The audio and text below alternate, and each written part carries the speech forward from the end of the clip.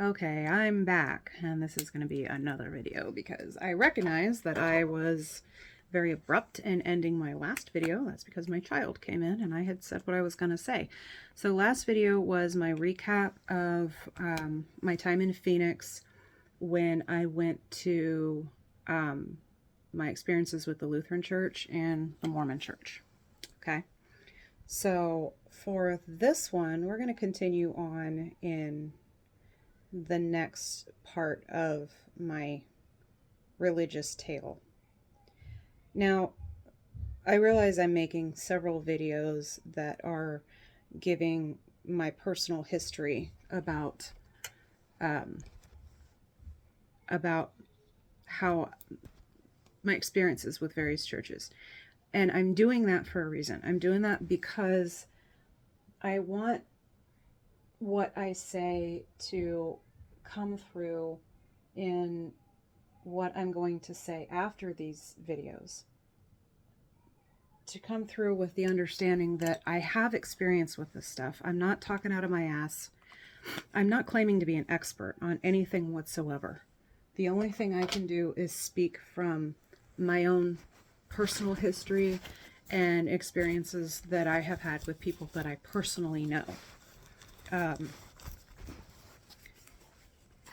That does not qualify me as any kind of an expert in any form or fashion. But I'm hoping that at least some of what I am giving is relatable, and I'm wanting it to be such that it's not just relatable, but I want people to know that they're not alone and they're not crazy. And organized religion does severe damage to people. I also want to say that I am not trying to pull anyone away from their faith. Probably can't hear me very well. I'm not trying to pull anyone away from their faith. I'm not trying to shit on any particular denominations or religions or anything of the sort. I'm trying to say that in my experience, which is extensive,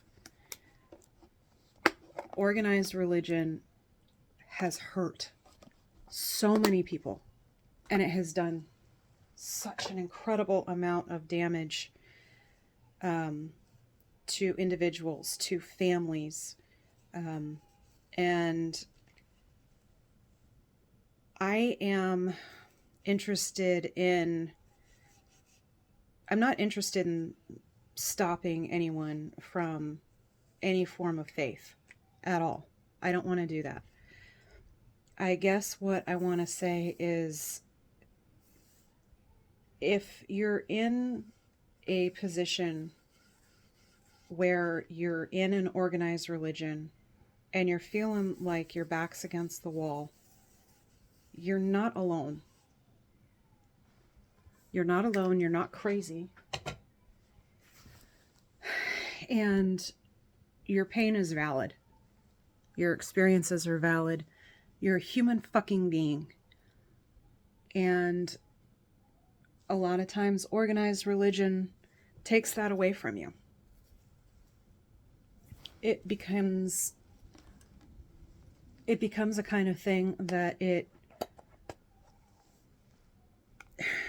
turns you into a robot in a lot of ways. It causes a lot of depression, a lot of anxiety, a lot of fear. Organized religion is very fear-based.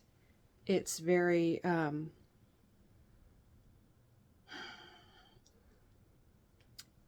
when it brings people to the point that they feel like they're so unworthy that they just don't have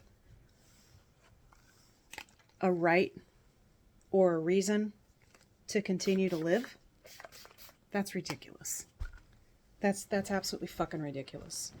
And that applies to so many different people across so many different areas of things. I'm growing out an undercut. You see this?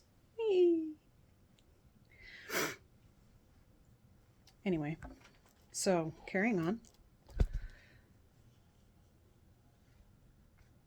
So I pretty much did my due diligence in learning what I wanted to know about the Mormon Church. Now, periodically, I'm still going to the Baptist church with my sister. And then I was working at a restaurant where one of the owners, the lady, she was Mexican Hispanic. She was raised Catholic, and she married a man from India, and he was Hindu. He gave me a copy of the Bhagavad Gita.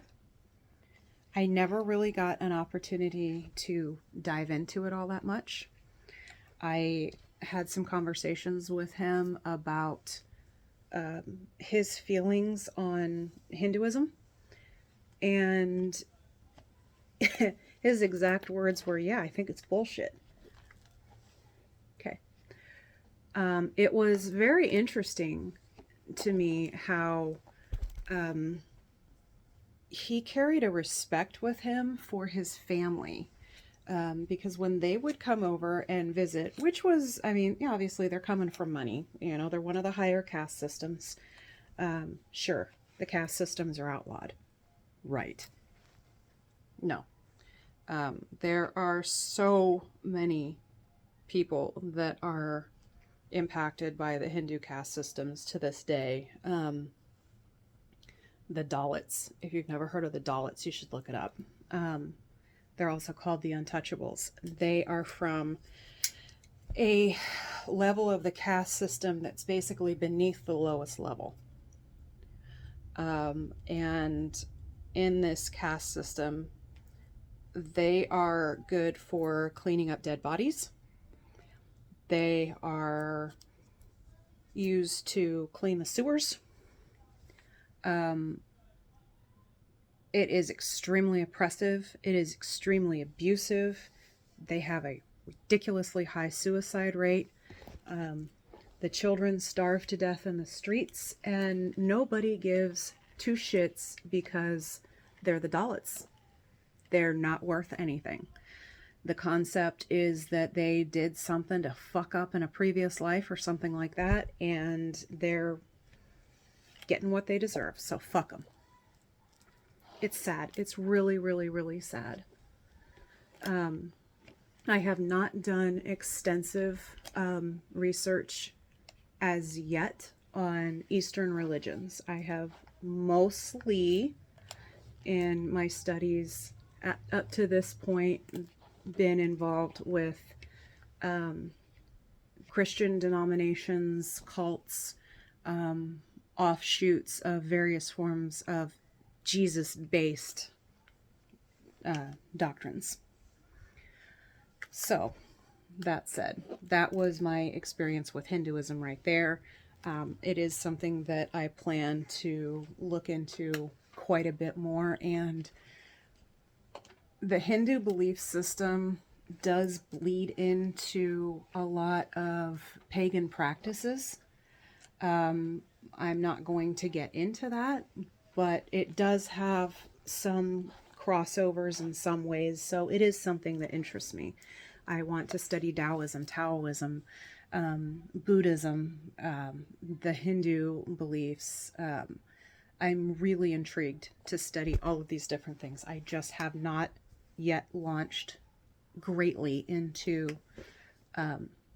Eastern religions. So, that said. Oh, Arabic, Islam. I don't know a hell of a lot about Islam, but I want to learn. I actually have some neighbors that are across the street. They came here from India. Super, super sweet people. And they are not Hindu. They're a different version of Hindu. It's something that's like it. I'm not sure. But I'm hoping this summer I can get them in my backyard and we can sit down and have a beer, sit around the fire, and they can teach me what they believe. Because that's fascinating. Okay, so that said,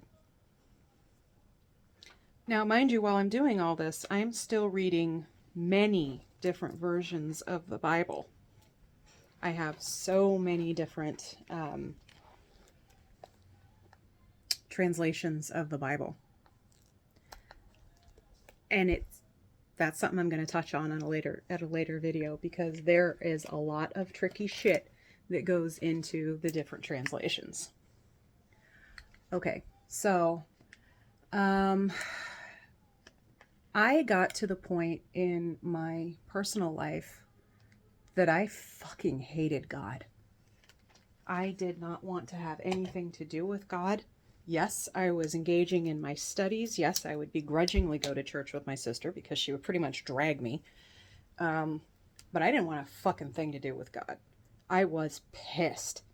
And a lot of that came from my adoptive mom saying, God really has a plan for you.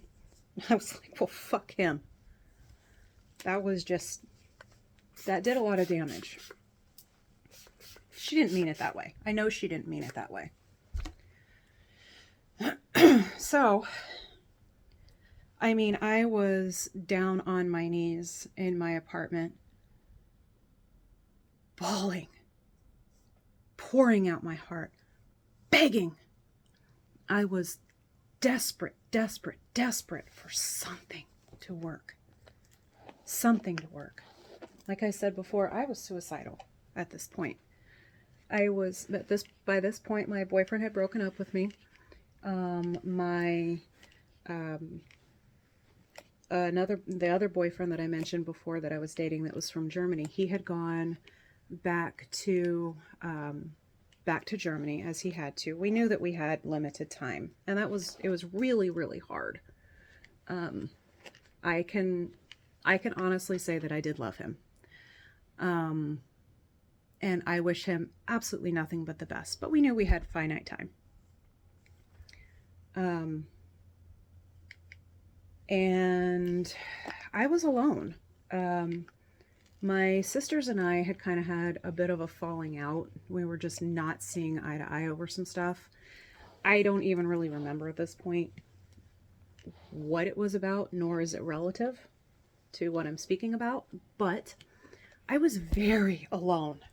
I was doing every fucking thing I possibly could at work to advance at work. I was doing everything I could to try to get some kind of a secondary education. I was doing every fucking thing I could to make money, to save money, to do anything to get out of... It's not that I had a bad life. I had a studio apartment, which was perfectly fine for me. I was happy there. I liked my apartment. I had, I had a car. I had a good job. I did not have my kid. And I did not have human connection very much. I had tried to drink myself to death. It didn't work. And I was at this point in my life, I was at the point where my next step was going to be an overly loaded heroin needle, because it sounded like a pretty damn good way to go out. You know, you get desperate. And I was not getting anywhere. I felt like God did not give a shit. Like he did not give a solitary single shit about me. I was alone and terrified. My anxiety was off the charts. It was horrific. It was fucking horrific. I've had some pretty shitty times in my life, and I can honestly say that was probably the worst. And that includes a lot of abuse as a child. Not by my mother or my family or anything like that, and I'm not getting into it right now. But, and then I kind of came to the point where I realized, what good is being angry at God? Where is it getting me? What's the point in being angry. And I kind of went back to the Bible. I went back to, I went back deep, deep, deep inside myself, and I had to really ask and evaluate for myself, what do I believe? Why do I believe it? Do I believe that there is a God, and why? And if so, what God do I believe in? So I really had to go back and hit bare bones basics on that. And about this time, the Jehovah's Witnesses knocked on my door. I had, I believe, 2 meetings with them. And because of the course of life after that, I never resumed. So I don't know. I know this much about the Jehovah's Witnesses. I don't know what they believe. I don't know why they believe it. I have an idea, and to me it's kind of, what the fuck? But, okay. So I'm not going to sit and shit on the Jehovah's Witnesses, because I don't have a reference point to shit on them from. They might be the salt of the earth. I don't fucking know. I promise you I'm never going to convert, but I don't know anything about them. I hear a kid incoming. So, okay. So I'm in vast... Hold on. Yeah, kid came in. So at this point, I have come to a solid, this is what I believe and this is why I believe it. And I was pretty okay with that. And I had my conversations with God, and, you know, and I poured my heart out again, and I said, this is how I feel, and this is why I feel this way. And, you know, I don't know if you do give a shit about me or not, but being pissed at you isn't getting me anywhere, so I'm just going to drop it. So if you would show me something, do something. Otherwise, and I wasn't making deals with God. I certainly wasn't making any threats. I'm not that stupid. But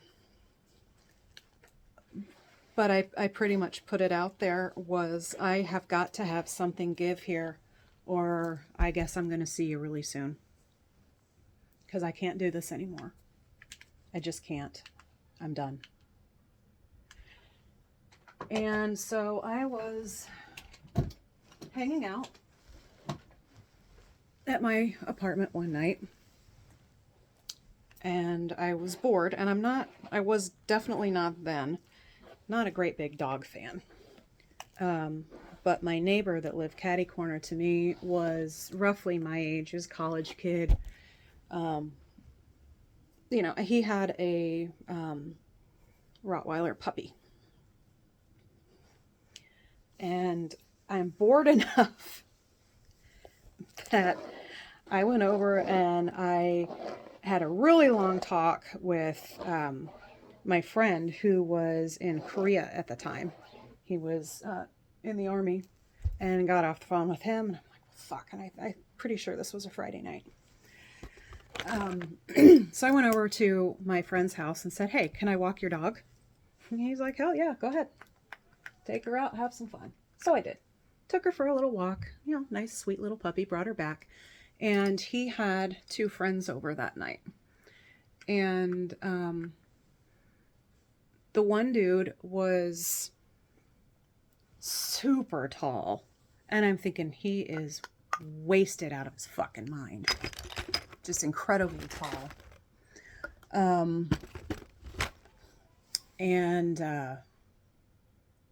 But he was really quiet. He was really, really sweet. Well, we all decided to get together and have, kind of like a block party. There were several of us, neighbors that got together, and, you know, we were young, And, we pulled out the liquor, and some of them were pulling out the weed, and we went down to the pool, and we were just fucking around and hanging out and whatnot. And my neighbor, I let him know that I was interested in his very tall friend, and apparently his very tall friend wasn't interested in me. And that's how I met my ex-husband. We got together very, very quickly. We were very tight, very fast. And he's a good guy. He was in college. He's from Oregon, where I live now. He was in college down there to finish up one of his degrees. He's got a couple. He was 2 years, 2 months, 2 weeks, and 2 days younger than I am. Turn that down.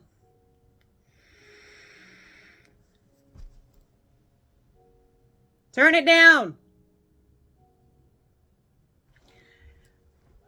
We got married very quickly. We moved in together very quickly. We got married very quickly. And part of the reason that we got married so quickly was because of his beliefs. Hold on just a minute. Good freaking grief, kid. He's listening to something. He turned the volume up all the way. Blow out the speakers on the TV. He was raised in a very faithful family. And his dad was an ordained minister. They're Pentecostal, but not. They're considered a non-denominational church. And, they say that they're a Bible-believing church.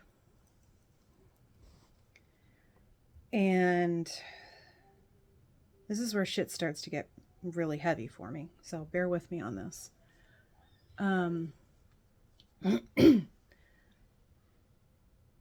It did not sit well with his moral code living with someone who he was not married to, because obviously there was sex. And he was a good boy.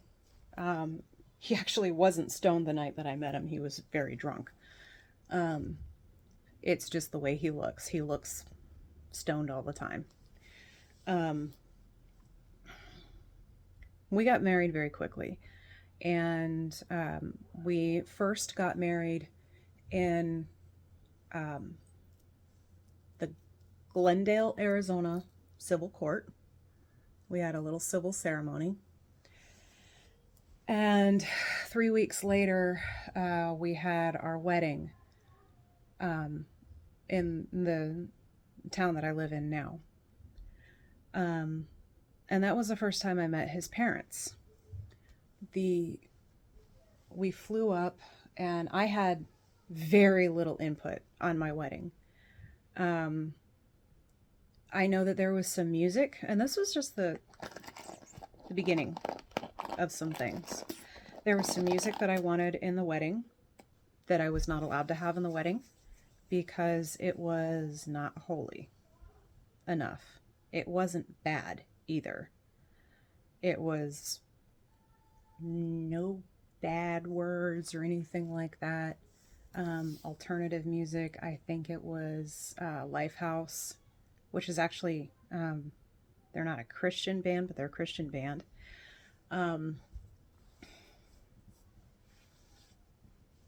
It was a beautiful, beautiful wedding. I was scared shitless. I knew 6 people at my wedding. My ex-mother-in-law put it all together. It was beautiful. But I was terrified. Because I was coming from being all alone into this church that he's been at since he was 2 years old. Again, Dad's an ordained minister. He's like the assistant pastor at this place. His mom was the church secretary. His sister is a teacher, and they always did everything right. The man never had anything traumatic happen, ever.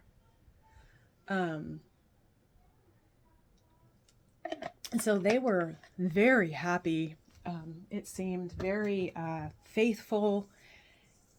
They had everything together. You know, it was all across the board. This was it.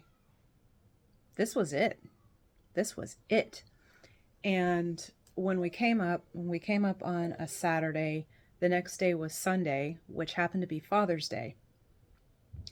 And our wedding was the next day, on Monday. And so we went to the service, and I had heard a little bit before because his mother had mailed down some CDs of the sermons. Sounds okay, you know. Oh, yeah, look at that. I mean, I'm reading chapter and verse. It's right there. And this is, you know, what they're saying. And they're very big on getting to the origins of the word and the context, person, place, audience of any given scripture and cross-referencing and whatnot. So it's right there. This is it. This is legit. Okay. So I have this man that I love. I was terrified when the pastor brought me back to meet me. So I was like, shit. Now, this church had been around since 1982. We got married in 2006.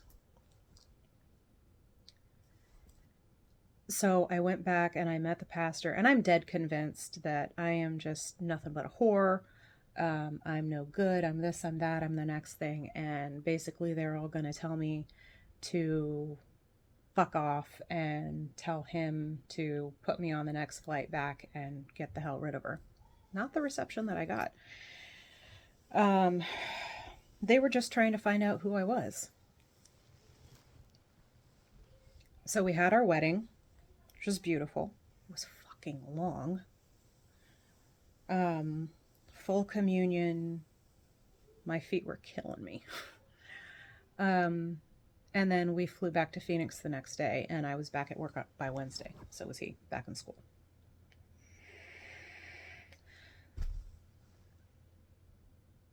We went to several different churches while we were in Phoenix. Dead. That was always the term that we would use. Just dead. There's no life to them. There was nothing. And it definitely nothing hit like his church back home. So in comparison to that, it was like I was feeling like I finally found it. This is it.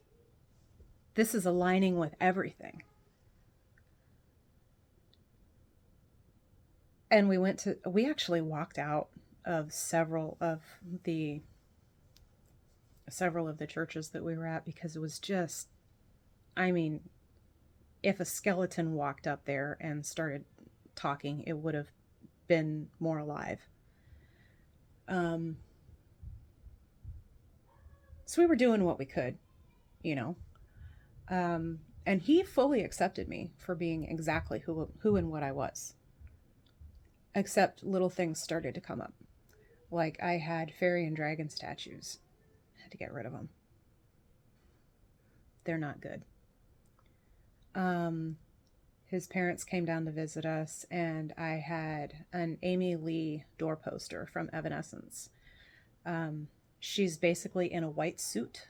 It's a knee-length skirt, a top, and she's just standing there, and her hair's kind of blowing back a little bit like that. It was very cool colors, blues, very beautiful. Evanescence is my favorite band. I will say that Linkin Park and Evanescence were huge instrumental players in getting me through the nights that I nearly offed myself, because there was a way for me to express what I was feeling and kind of work it out of my system, even for minutes at a time, through their music. And it mattered. I have a huge tattoo on my back that is supposed to be a concrete butterfly, and in the middle of it is the Evanescence symbol. I had ink when I married him. I had 4 1, 2, 3, 4 tattoos already. One of them was huge. And then my ex-mother-in-law came in and she looked at that door poster and she was like, that's evil. That needs to go. I had some fairy posters. They were just very ethereal looking. They were evil. They needed to go. Like I said, my statues had to go. My books had a lot of the books that, no, that has to go away. Movies had to go away. Okay. But I decided to pour myself all into this, 100% into this religion, into this faith, into my marriage, into this family, because they had what I wanted. So then my ex-husband finished school. He had his degree. He wanted to come home. He wanted to go back home. And I didn't have anything whatsoever keeping me in Phoenix. And at that point, my sister had moved. She bought another house. My other sister bought a house right next to her. We were kind of... I don't know why my thing just cut off there. So I didn't have any reason to stay in Phoenix. And his parents had actually moved from their hometown to where we're at now in Oregon, because the church up here was, it's called One Church in Two Locations. And they started another church, and his parents came up to start this church, and we decided to go to Oregon, and he wanted to go home. So we came home, and we left on October 31st of 2006. Our son was born in August of 2006. I was not pregnant before we got married.